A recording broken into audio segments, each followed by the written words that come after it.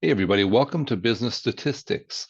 Hopefully you haven't heard horror stories about this class because it is hard for a lot of people. So a lot of people feel like it's a horror, but it's not a horror. It is something that can be worked through. People pass it and even get A's in it every semester. But it is a lot of new information and a lot of thinking about things, maybe in ways that you haven't thought about them in the past. Anyway, so I'm Mike Fox, and I just wanted to sort of introduce myself to you and show you how the course is laid out.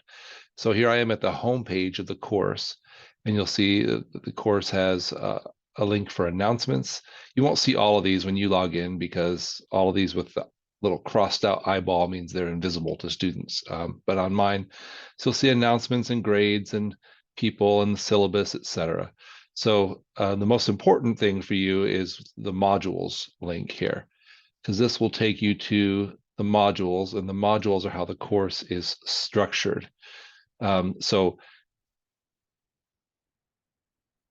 in each module, there'll be items that need to be done. You'll usually can recognize those because they have a date underneath them, like a due date, okay? But also there's an overview and to-do list for each week. So if you're not sure, you can always click on that and it will list all the things you need to do that week. So that's how it's structured. There's an overview and to-do list. And then back in the module, there's links. This first week is all just sort of like introducing you to the course. You'll watch this video that I'm making right now. And you'll kind of go through a couple little quizzes and a discussion board. When we get into the second week, we'll start into the book chapters. And so the book chapters are just what they sound like. There's usually an opportunity to read the book, which you should do. You should read through the book. It will be hard because it's new stuff, but read through it. I'm not saying you have to read it like a novel, but like spend 20 minutes just reading through the book and understanding the main topics. And then there's a lecture video, which is just me. I've recorded these from when I've taught in class that you can watch. In addition to that, there's additional study materials. There's a full version of the PowerPoint. Usually the one I use in the lecture video, I've trimmed up because the publisher has these really long ones. But I've provided all of the publisher's slides here for you if you want them. And then sometimes there's some other links from the textbook provider, including a review of the chapter and usually test prep for the chapter. So a lot of this is just stuff the textbook provider puts out or some things that I'm adding in there for you. And then in the expand and evaluate section, there's a guided assignment or guided problem, which is a video that you can follow along with of me working out the guided assignment. And the guided assignment is it's just like I said, it's a chance to sort of practice the problems. Some people skip watching my video and just do the guided problem. I think that's a mistake because in my videos, I show you how to work through the problem and how to use Excel, the different Excel functions, which can really save you a lot of time and save you a lot of energy. And then there's a full assignment as well for each chapter. So a guided assignment and a chapter assignment.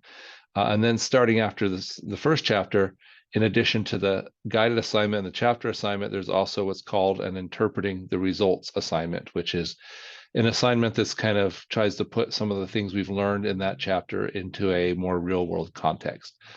And that's how each chapter is broken out. So, like I said, if you just follow the chapter material, take the time, invest the time to watch the videos I've put together for you, your chances of succeeding are much, much higher.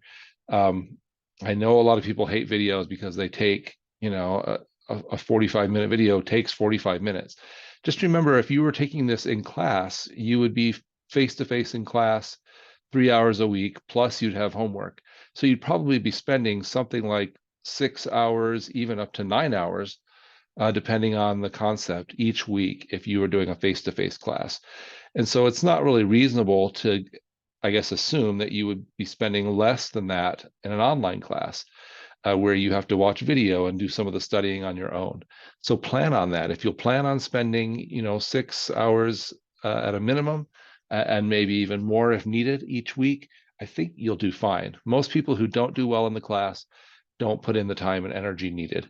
So that's how the course is structured. I'll show you a couple other things.